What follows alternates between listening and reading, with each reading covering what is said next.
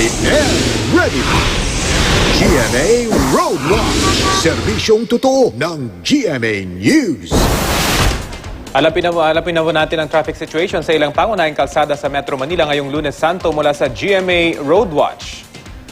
Ang makikita niyo po ngayon ay ang live na kuha ng MMDA traffic camera sa may EDSA Orense.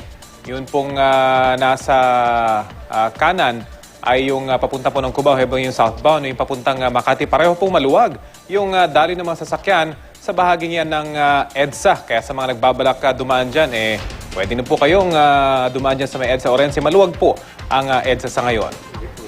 Narito naman ang ulat trapiko sa mga Wazer.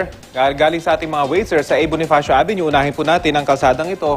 Yun pong papunta ng Balintawak ay medyo mabigat na po yung daloy ng mga sasakyan. I-zoom in lang po natin ng konti. Kulay dark red. Ibig pong sabihin ay bumper to bumper yung daloy ng mga sasakyan dyan. 12 kilometers per hour yung inire-report nilang average speed ng mga papunta ng Balintawak. Pero yung kabilang linya naman ay walang inire-report. So medyo maluwag po yung kabilang kalsada dyan sa may A. Bonifacio.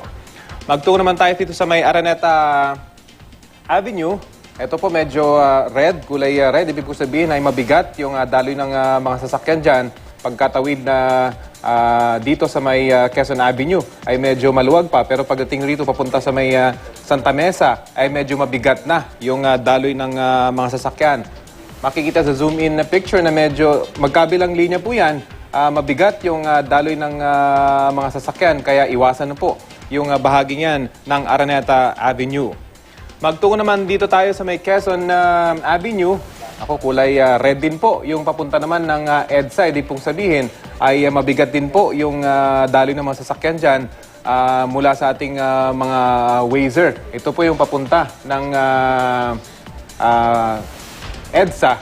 Medyo talaga mabigat po yung daloy ng mga sasakyan. Pero kung i-zoom in natin, yung kabilang linya naman po, yung papunta ng Quiapo, walang inire-report na pagbibigat ng daloy ng mga sasakyan yung ating mga Wazer. At ito po ang latest mula sa GMA Roadwatch. Para sa iba pang traffic update, bisitahin ang www.iamready.ph at ang social media accounts ng iamreadyph. Maaari nyo rin i-download ang Waze application sa inyong smartphone at sumama sa lumalaking Wazer community na ready maghatid ng real-time traffic situation kayo'y habang on the road. Magplano para sigurado. I am ready, serbisyong totoo ng GMA News.